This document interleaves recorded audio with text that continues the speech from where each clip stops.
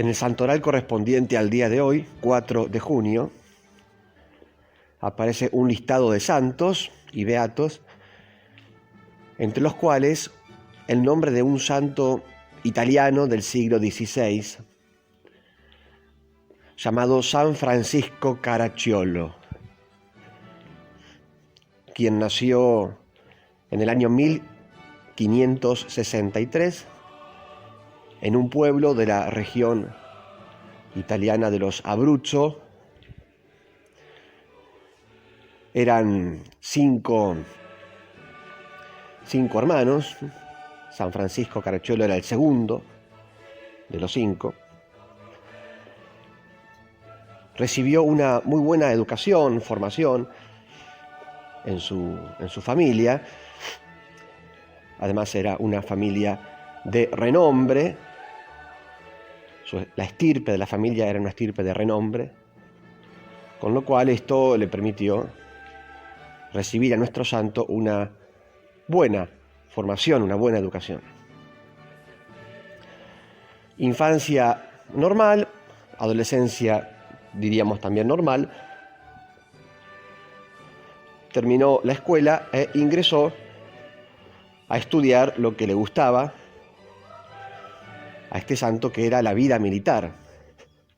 Se inscribió en la milicia. Olvidé decir que el nombre de nuestro santo, el nombre bautismal, el nombre primero, no era Francisco, sino que era Ascanio. Luego se cambió el nombre cuando se consagró a Dios. Pero su nombre primero fue Ascanio Caracciolo. Bien, a los 22 años ocurrió una tragedia en la vida de este hombre. Le empezaron a aparecer en el cuerpo muchas manchas en la piel. Cada vez más manchas en la piel. Hasta que los médicos determinaron que era lepra. Terrible enfermedad, sobre todo en aquellos tiempos. El leproso estaba condenado a la marginalidad social, o a la discriminación, o al distanciamiento. Nadie quería acercársele. Comenzó un calvario para este joven Ascanio. El verse con lepra y el empezar a sufrir la distancia de los demás. Se quedaba solo. Nadie quería aproximarse a este hombre para justamente evitar los contagios.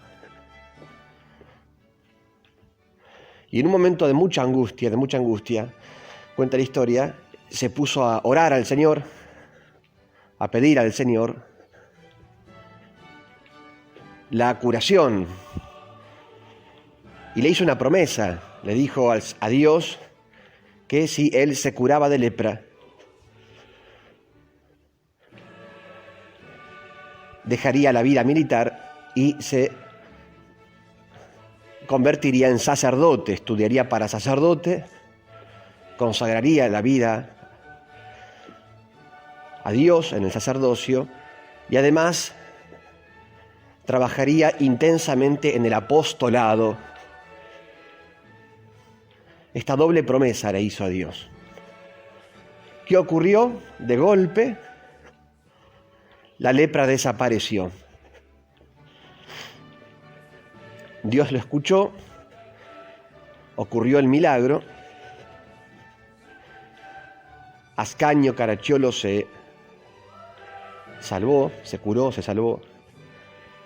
Y ahora entonces tuvo que cumplir con su palabra. Se consagró, estudió para sacerdote, se consagró sacerdote. Y empezó su apostolado sacerdotal en Nápoles. Sobre todo, este hombre trabajó en la ciudad de Nápoles, en Italia. Por eso es el patrono de la ciudad de Nápoles o Nápoli.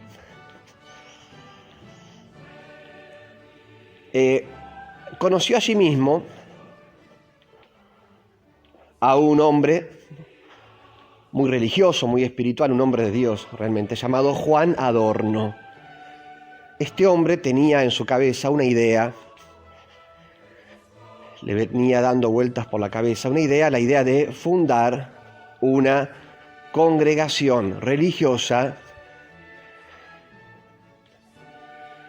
cuyo carisma sería la oración y el apostolado. La mitad del día, los miembros de esta congregación estarían dedicados al apostolado y la otra mitad del día a la oración. Los dos pilares, oración y apostolado, los dos pilares de esta orden religiosa o de esta nueva congregación. Le comentó esto a Ascanio y, por supuesto, este se adhirió rápidamente a la idea, se unió a este proyecto, le encantó, porque además recordemos la promesa que le hizo a Dios, tenía que ver con el apostolado, y esta congregación se iba a dedicar mucho al apostolado. Bien, y fundan entonces, con aprobación de Roma, aprobación del Papa, fundan esta congregación religiosa llamada los clérigos regulares.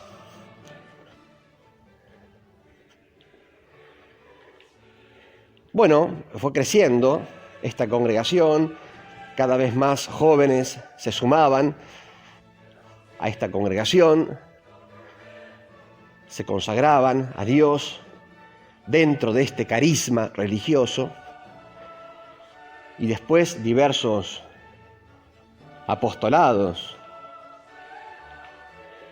misiones por los pueblos, predicación, visita a los enfermos en los hospitales, visitaban y predicaban en lugares marginales, atención a los pobres. Bueno, un apostolado muy intenso. Después el propio Ascanio, que cuando se aprueba la congregación cambia de nombre y ahora sí se llamará Francisco Caracciolo.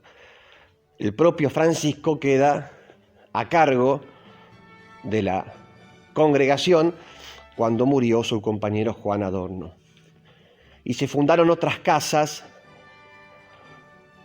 varias casas, por ejemplo, en España. Con lo cual vemos que esta congregación de los clérigos regulares fue creciendo.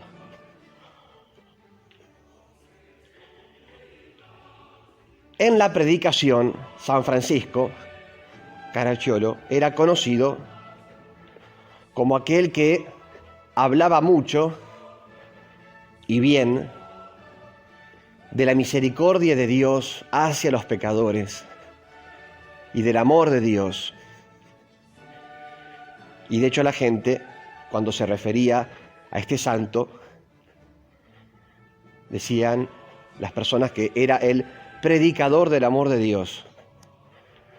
Era como el centro de su prédica, ¿no? Lo más esencial en su oratoria, en su predicación, en su catequesis. El amor de Dios y la misericordia que Dios tiene con los pecadores. Qué hermoso esto, ¿no? Y es realmente así. Lo más importante es el amor de Dios y el perdón que Dios ofrece por medio de Cristo. La misericordia de Cristo hacia nosotros los pecadores. Bueno, enfermó y murió joven, en el año 1608. Tenía él 44 años de edad. De este santo, San Francisco Caracciolo, podemos aprender al menos dos cosas. Por una parte, aquello del refrán, no hay mal que por bien no venga.